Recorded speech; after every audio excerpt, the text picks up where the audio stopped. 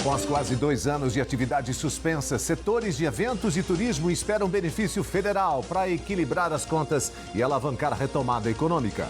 Saúde Pública, Hospital Universitário é credenciado no Opera Paraná e receberá R$2 milhões para realizar cirurgias eletivas. Na fronteira, criminosos tentam assaltar prédio no Paraguai e a ação é frustrada pela polícia.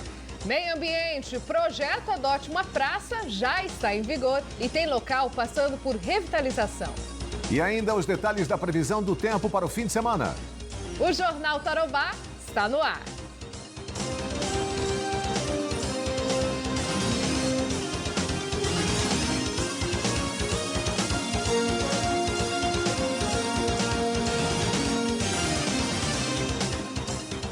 Olá, muito bom dia para você de casa. Bom dia, Ivan. Bom dia, Dani. Bom dia a você. Nós começamos a edição de hoje falando aí dos setores de eventos e turismo que foram os mais impactados pela pandemia, já que com as restrições, as atividades ficaram suspensas por quase 2 anos. Dani, a retomada está acontecendo, né? Mas o acúmulo de dívidas durante esse período dificulta e muito o processo. Agora tem uma esperança, depositada num benefício que deve ser liberado pelo governo federal. Lucas trabalha com decoração de eventos, mas na pandemia ele se viu obrigado a voltar para o mercado com carteira assinada. Foi bem complicado, não só eu como outros colegas também, todo mundo teve que se virar. Teve gente que fez bolo, teve gente que fez pão, teve gente que vendeu rifa, teve gente que foi para de comércio, todo mundo trabalhar. Eu voltei, por quê? Porque assim, eu não tinha onde tirar o meu sustento praticamente, porque o meu sustento vinha de eventos, eu consigo manter com eventos. Só que quando parou tudo 2 anos de pandemia, então assim, poxa, o que eu vou fazer? Eu voltei a ser CLT, então eu voltei a trabalhar 8 horas por dia, eu tinha um CNPJ debaixo do meu CNPJ e agora eu reabri a empresa novamente para poder continuar na minha área, que é eventos. Além de Lucas, outros tantos brasileiros que atuam no ramo de turismo e eventos foram afetados. E somente agora, 2 anos e meio depois, surge a esperança de reduzir o prejuízo. O Programa Emergencial de Retomada do Setor de Eventos entrou em vigor recentemente, prevendo os seguintes benefícios: parcelamento de tributos com desconto de até 70%, com prazo de 145 meses.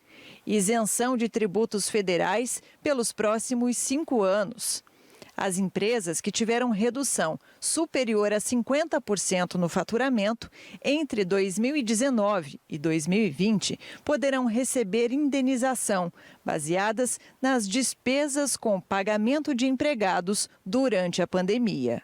A lei foi criada para amenizar os impactos sobre os setores de turismo e eventos duramente afetados com as restrições da pandemia. Só que o acesso aos benefícios tem encontrado barreiras. E por isso, a ASIC se organiza para mobilizar na Justiça uma ação coletiva. Algumas normas restritivas foram impostas às empresas do setor de eventos. O governo restringiu apenas aquelas que atuam no turismo. E como a legislação prevê para todo o setor de eventos, é importante essa decisão, essa resposta judicial, se realmente isso pode ser aplicado a todo o setor de eventos ou não. A ASIC vai envolver toda a sua equipe para que todos os associados que se enquadrem nos setores de eventos, para que eles possam ter esse benefício e assim conseguir garantir uma maior competitividade, uma retomada desse setor. A retomada caminha, em muitos casos, paralelamente com as dívidas acumuladas.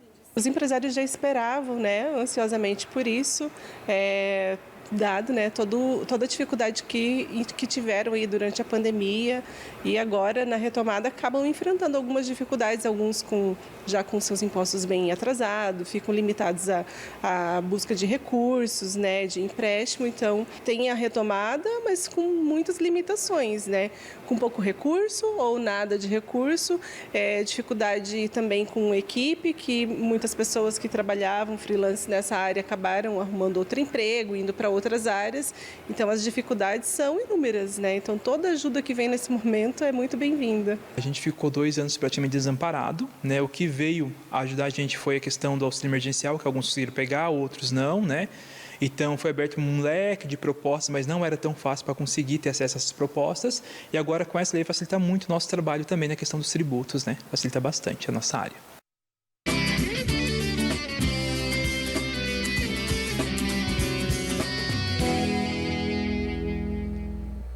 Anotou aí nosso WhatsApp 45991170028 para você mandar a sua sugestão de pauta e também fazer o seu comentário aí pra gente. 45991170028.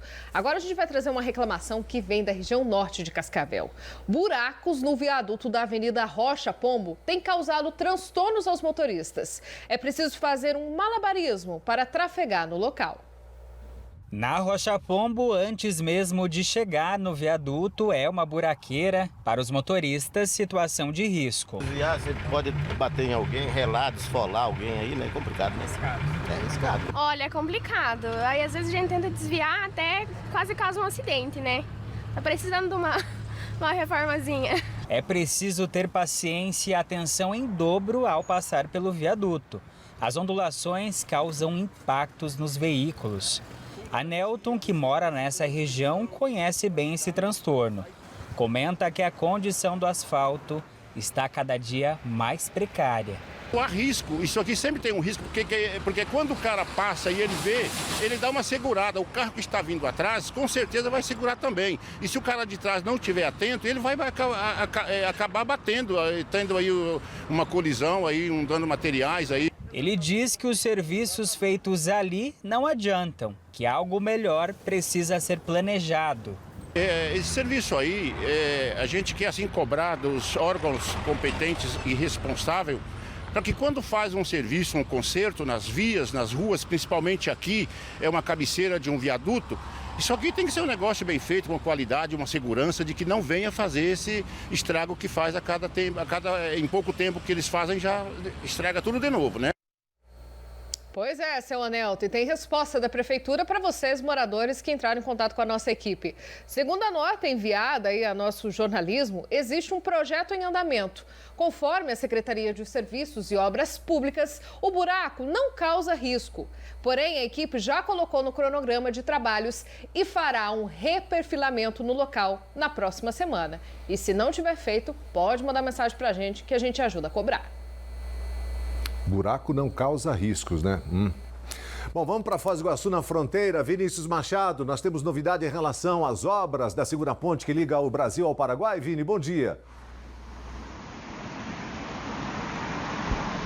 Bom dia, Ivan. Bom dia a todos ligados no Jornal Tarobá, primeira edição. Temos sim, viu? Falta pouco. Está na reta final para se concluir as obras. Falta apenas 100 metros entre a margem brasileira e paraguaia para poder fazer a conclusão de toda a obra. Ou seja, ela está bastante acelerada, falta pouco e logo mais vai ser possível fazer a inauguração e a ligação entre as cidades de Foz do Iguaçu e Presidente Franco no Paraguai. Fica bem próximo ali do encontro das águas dos rios Iguaçu e Paraná, bem pertinho do Marco das Três Fronteiras.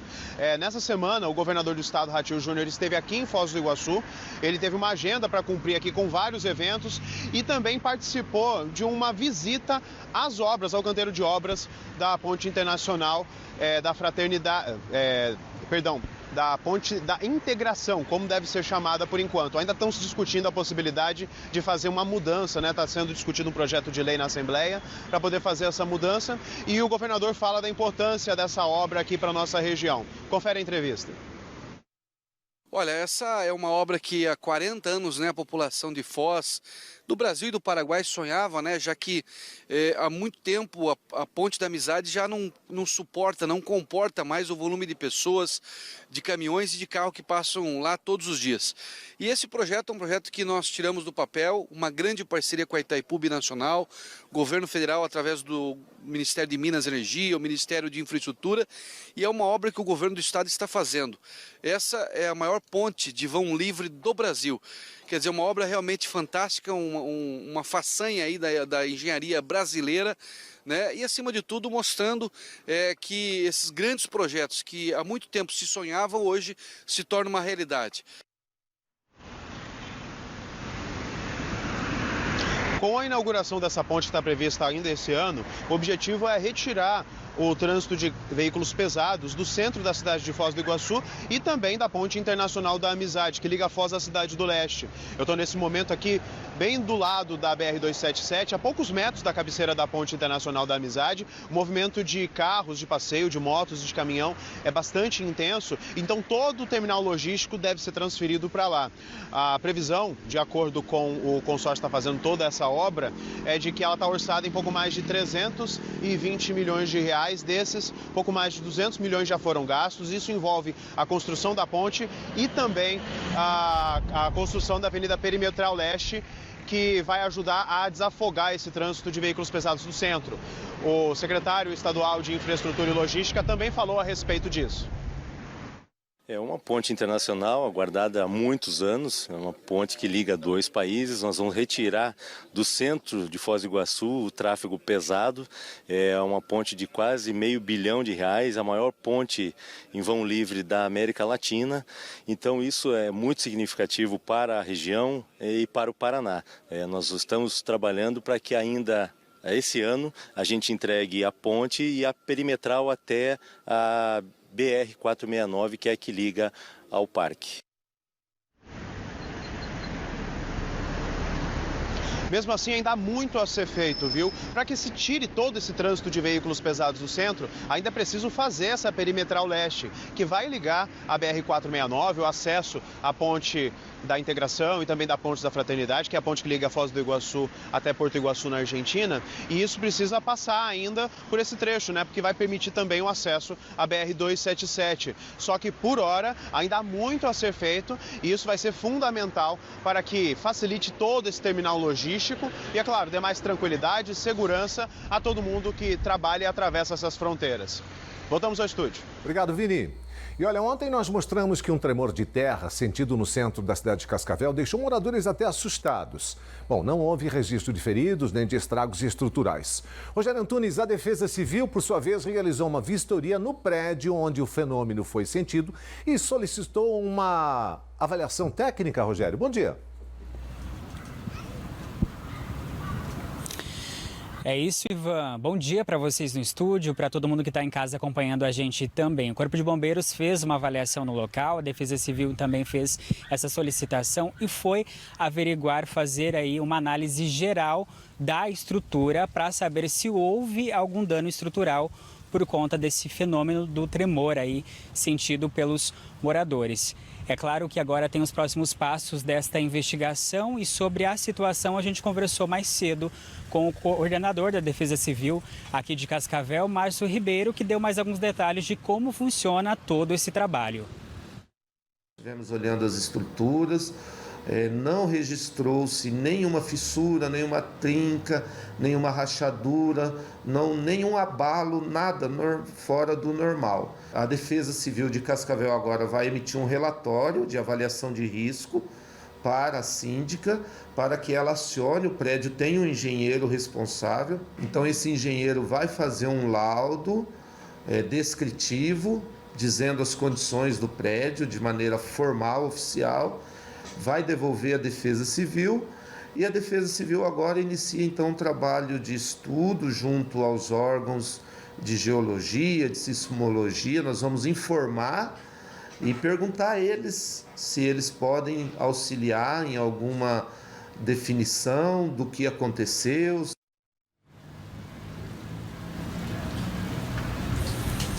E a gente também foi buscar informações e uma avaliação de um geólogo aqui de Cascavel para saber aí por parte desse especialista se, como os moradores afirmam, se há realmente uma fenda geográfica aqui em Cascavel. Ouça só o que o especialista disse.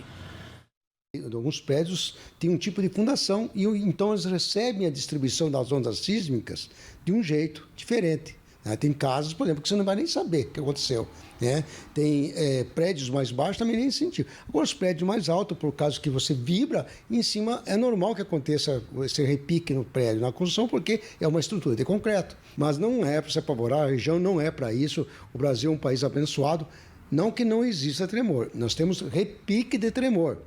Se você vai no Nordeste, você tem lugares na Bahia, por exemplo, que tem tremores, que é causado pelas cavernas. Mas aqui, principalmente em Cascavel e na nossa região oeste, sudoeste, boa parte do Paraná, A ocorrência de tremores são muito baixos. Esse é um fenômeno que desperta muita curiosidade, né, por parte dos moradores. E é claro que a gente vai continuar acompanhando os próximos capítulos dessa história aqui em Cascavel. Volto com vocês aí no estúdio.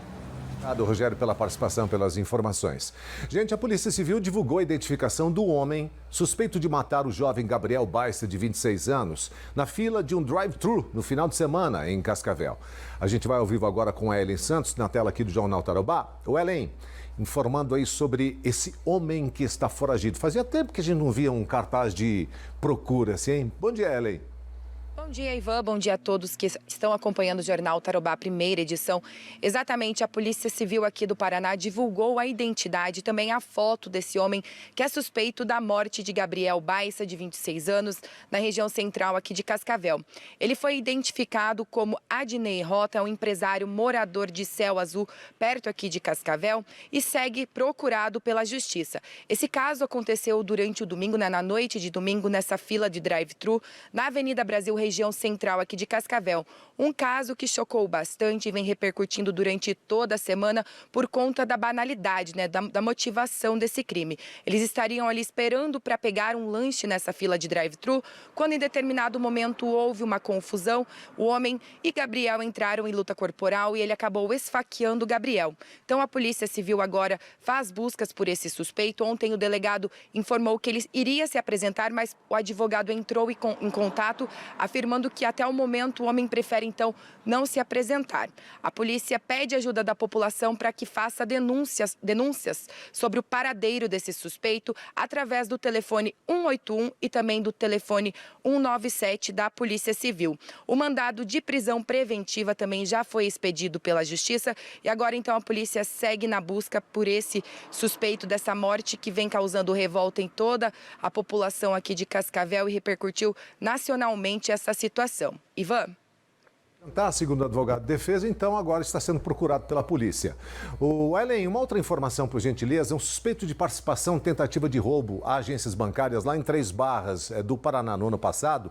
Ele foi preso pela Polícia Civil ontem em Cascavel. Conta essa história pra gente, Ellen. As equipes da inteligência da Polícia Civil aqui de Cascavel estão investigando essa situação desde novembro do ano passado, quando aconteceu essa tentativa de roubo a 2 bancos lá no município de Três Barras do Paraná. Essa situação foi durante a madrugada do dia 4 de novembro. Os criminosos entraram, invadiram a cidade fortemente armados e houve ali uma troca de tiros entre os criminosos e a polícia. No dia desse fato, 6 criminosos morreram no local e 2 deles haviam fugido. Então, um dos suspeitos fez até um vídeo de dentro do matagal, afirmando aos policiais, aos familiares, que iria se entregar. Realmente ele se entregou. Já esse outro criminoso estava foragido desde então. A equipe vem investigando, já estava com um mandado de prisão expedido e ontem conseguiu fazer a localização desse suspeito que estava em um velório no bairro Guarujá, aqui em Cascavel. Nós conversamos com o tenente-coronel, que é o comandante do 6º Batalhão de Polícia Militar aqui de Cascavel, e falou mais detalhes sobre essa prisão. Realizou a prisão em data de hoje do último indivíduo que participou diretamente daquela ação, tipo Novo Cangaço, lá ocorrida em Três Barras. Na ocasião foram 6 marginais que morreram em confronto com a polícia militar. Um que fugiu baleado no dia lá, que fez até um vídeo, acabou se entregando na sequência. E faltava esse, que também havia sido baleado no dia no joelho, mas conseguiu fugir. Ele estava dirigindo o veículo Fluence, que bateu esse veículo e esse veículo acabou explodindo depois. Então, nessa batida, ele ainda conseguiu fugir. Policiais do Serviço de Inteligência estavam monitorando os passos desse indivíduo. E hoje aconteceu o velório do pai dele lá no bairro Guarujá. E os policiais montaram uma campana lá e notaram que ele veio para o velório, né? Então, no que ele chegou para o velório, foi dado voz de prisão e cumprido esse mandado de prisão. Então, esse suspeito agora foi detido pelas equipes da Polícia Militar, encaminhado à Delegacia de Polícia Civil, onde fica agora à disposição da Justiça. Só relembrando que outros envolvidos também por participação nessa tentativa de assalto foram detidos por equipes da Polícia Militar durante a Operação Alvorada. Eles não tiveram relação direta ali no assalto, mas ajudaram esses criminosos com armamento, veículos e também toda a estratégia do crime. A polícia já encaminhou todos os envolvidos à Delegacia de Polícia Civil. Volto com vocês aí no estúdio. Tá certo, Eli. Muito obrigada pela sua participação.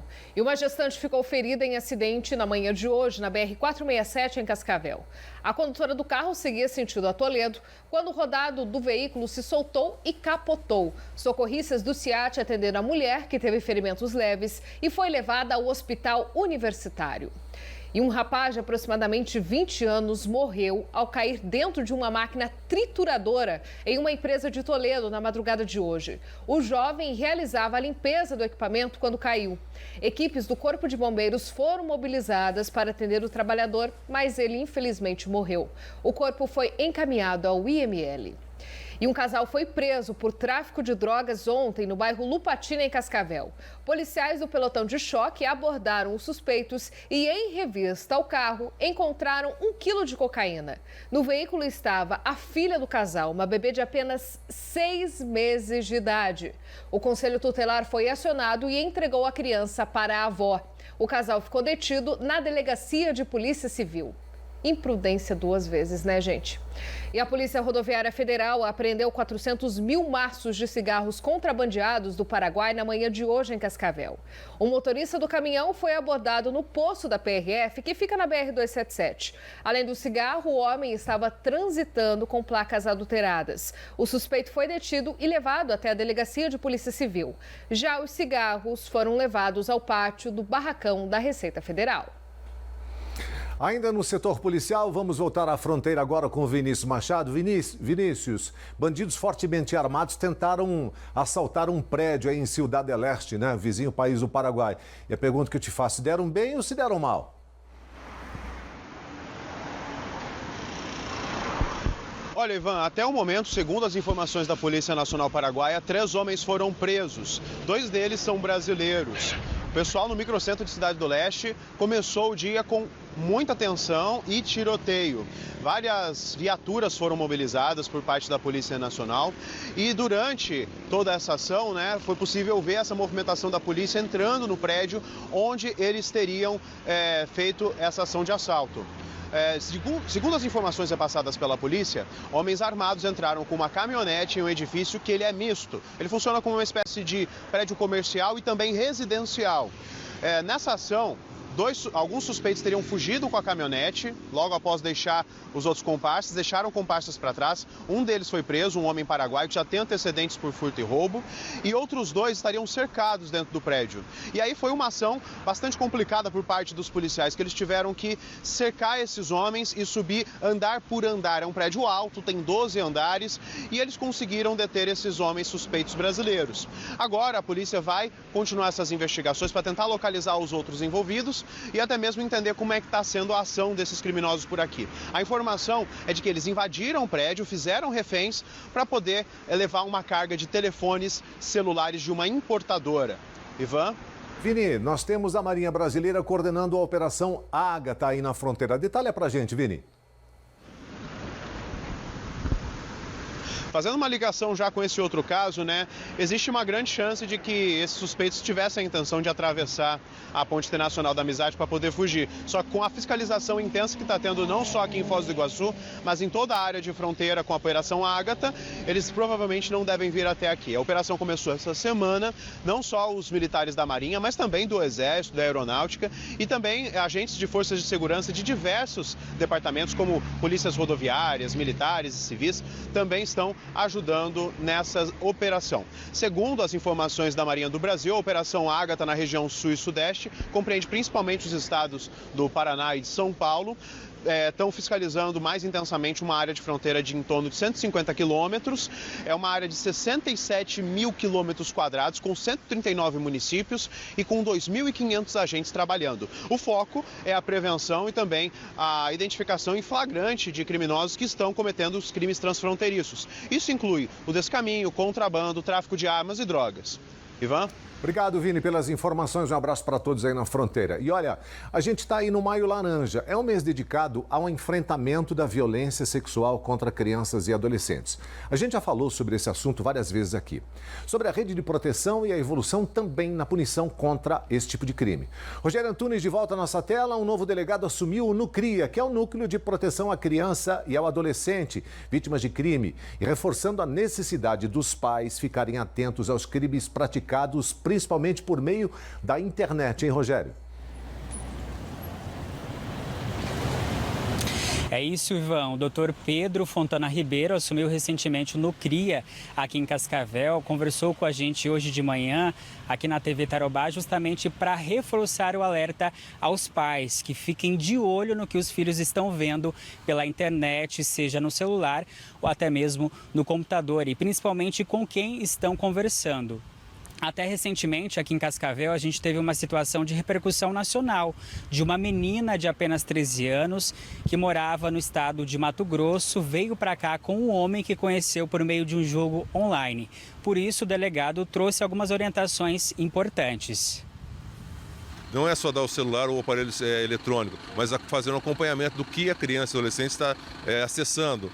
E, de preferência, verificando a ocorrência de um crime sexual envolvendo a parte digital, retirar o celular da criança ou objeto e não deletar nada, levar para a delegacia que lá os policiais fazem a preservação da prova.